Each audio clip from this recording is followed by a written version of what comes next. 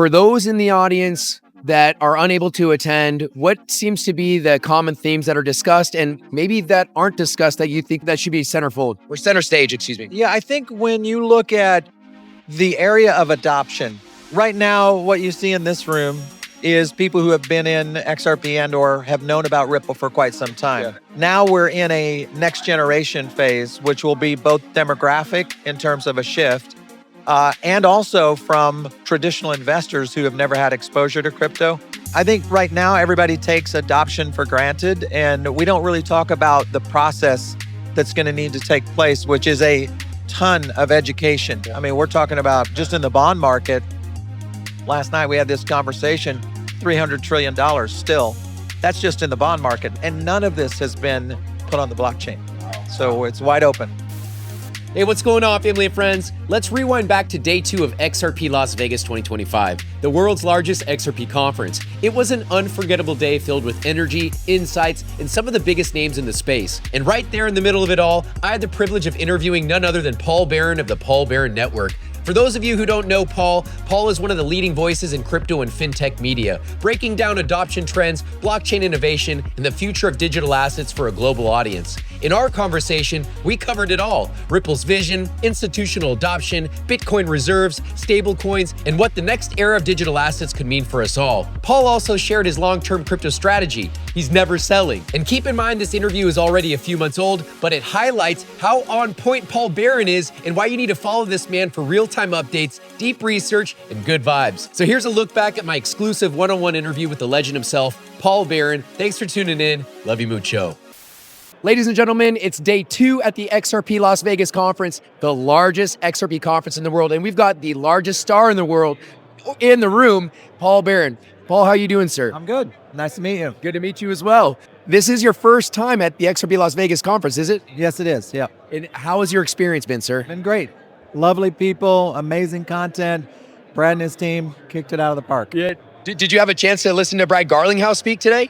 I heard him, yeah, just a little bit. So fantastic, a lot of insights. And I think, when you think about what Ripple is trying to do as a company, it really epitomizes the future of where XRP is going. And what do you think that future looks like when it's underpinned by institutional grade blockchain infrastructure? A couple of things I think right now are the key. One, of course, is the Stablecoin Act. Once it goes through, once Genius gets in, at that point, you'll see institutional capital be one of the catalysts for growth. And then the second area is probably going to be in the B2B space, where B2B starts to adopt digital assets on their treasury. When that happens, next layers, of course, are going to be the major market cap tokens like XRP, Ethereum, and so on. Yeah. I mean, they say the digital asset stockpile. They don't stop it there at Bitcoin. Yeah. Did you go to the Bitcoin conferences earlier this week? We were there, yeah.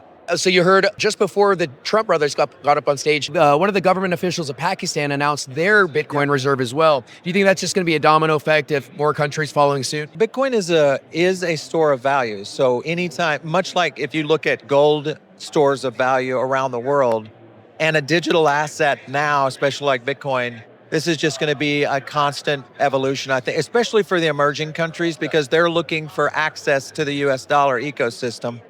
And Bitcoin is one of those gateways, along with stablecoin at some point. For those in the audience that are unable to attend, what seems to be the common themes that are discussed and maybe that aren't discussed that you think that should be centerfold or center stage, excuse me? Yeah, I think when you look at the area of adoption, right now, what you see in this room is people who have been in XRP and or have known about Ripple for quite some time. Yeah. Now we're in a next generation phase, which will be both demographic in terms of a shift, and also from traditional investors who have never had exposure to crypto. I think right now everybody takes adoption for granted, and we don't really talk about the process that's going to need to take place, which is a ton of education. If you think about it, in the beginning of really early stage stock investing for the average retail investor, until you really started to see companies like Robinhood break down those walls and companies like Uphold that have started to make it easier, there was a lot of challenges there, and it's still so early. And on the topic of education, you are an absolute great conduit for that, being the fact that you've done your research. Obviously, you speak off the cuff during your productions. There's no teleprompter. For those in the audience that would like to follow suit and be an advocate for this space, what would be a great starting point? Any recommendations being a pro? Study. Lots of study. And where's a great source of information that you recommend for those in the audience? You know, what's interesting right now is the use of AI. Our team is using it more and more, building our own AI engine for when you look at large language models, especially around crypto and blockchain. There's so much data out there, but there's a inside layer of what's happening in these projects that isn't necessarily in a Google search. So I think that is going to be kind of the new holy grail of information, whether it's Perplexity or you look at Claude or many of the AI models out there. Yeah. That I think is the next opportunity for educating people, at least to the point where they can get a framework of what's happening. Last question, Paul, Mr. Barron.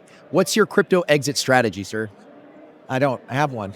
You don't have one. Well, right across the hallways, Merlin over here, where they've got not only exit strategy tools and notifications, but hold forever. You're a long-term hodler, huh? Yeah, well, I mean, you look at the current status of the US dollar and the combination of what we see on the inflationary measures, at some point there's going to be a reset. And whether that is a digital asset like XRP, Bitcoin, Ethereum, whatever it might be, the idea is that it's going to be a shift in our society. And, you know, the guys who are there, just like the guys who were there for the gold revolution, when you think all the way back to where wealth was created with the Rothschilds, that's going to happen, I think, in the digital space. During the gold rush, those that potentially made the most money were those that provided the picks and shovels. Sure. What are your thoughts on those that are providing the picks and shovels for this ecosystem? You mentioned Uphold, Ripple. Do you think even the equity of some of these private market players that are the picks and shovels, do you think that's more valuable than even the digital asset? No, not really. I think, you know, when you look at the evolution of where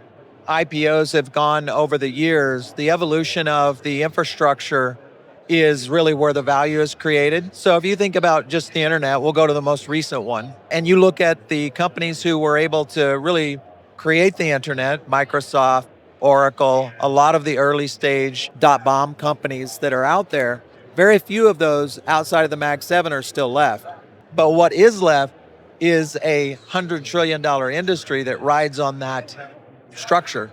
So you think about digital assets in the same way. I mean, we're talking about just in the bond market. Last night we had this conversation, $300 trillion still. That's just in the bond market. And none of this has been put on the blockchain. So it's wide open. Thank you so much for sharing your time with me, Mr. Barron. For those in the audience, how would you recommend that they follow you as a leader in the space? Yeah, just search Paul Barron Network. You'll find us. It's going to be very easy. It's going to be much easier than finding Ray Fuentes online. So Paul, thank you for sharing your time with me with a small fish, but it's great to be around the legend like yourself. Thank you.